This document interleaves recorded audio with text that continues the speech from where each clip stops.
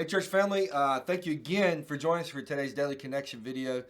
Just as Brother Brent talked yesterday, and I mentioned to you Monday, we are walking through how we can trust God in uncertainty. Whenever we don't have all the answers, we can trust the Father and know that He takes care of us, right? And so we talked about not worrying on Monday. Yesterday, Brother Brent talked about how we don't have to worry about where we're going to get food, right? The Lord provides for his creation, and he's going to provide for us. And today we're going to talk about clothing and how we don't need to worry about that. And so let's jump right in here. Matthew chapter 6, starting in verse 8, just a beautiful passage of scripture. It says, "And why do you worry about clothes? Observe how the wildflowers of the field grow. They don't labor or spin thread. Yet I tell you that not even Solomon in all his splendor was adorned like one of these. If that's how God clothes the grass of the field, which is here today and thrown into the furnace tomorrow, won't he do much more for you, you of little faith?"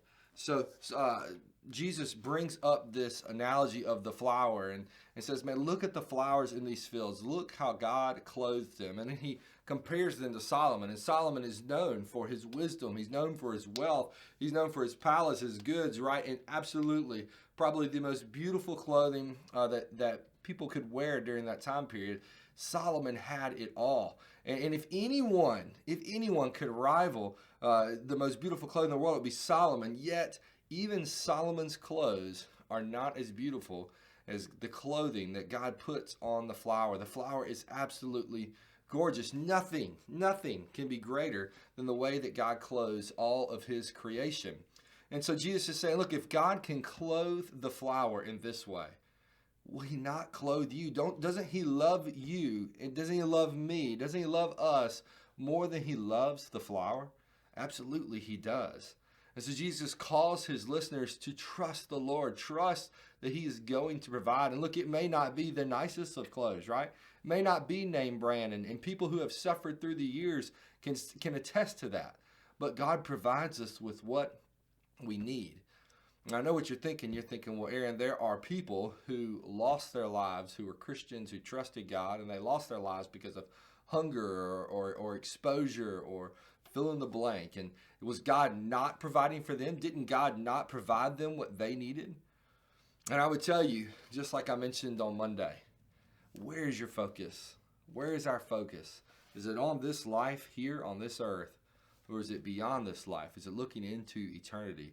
Because here's what I know. Those who have gone on before you and I, who truly love the Lord and live their lives for him, and perhaps they died from exposure, not having enough clothing, whatever, to keep them warm, or not enough food to keep them alive. Can I just tell you that when they stepped onto the other side of heaven, man, they took part in the bread of life. They were clothed in righteousness, far greater than the clothing that we could ever even imagine. Think of the wildest, most beautiful thing, and it doesn't compare to the righteousness that God clothes his people in. And so you and I, man, we must, yes, trust the Lord is going to provide what we need, but understand that sometimes him providing us with what we need doesn't happen on this side of heaven, but it happens on the other side of heaven.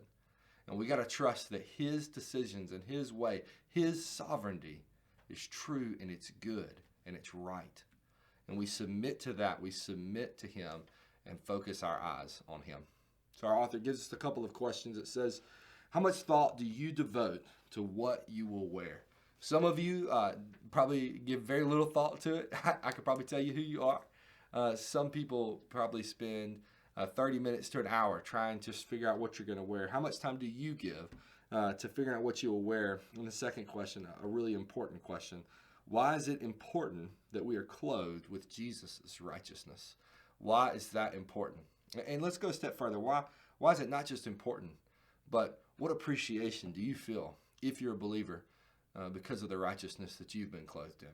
Take time to express that to the Lord in prayer today. And as you do it, know that we love you and we're praying for you.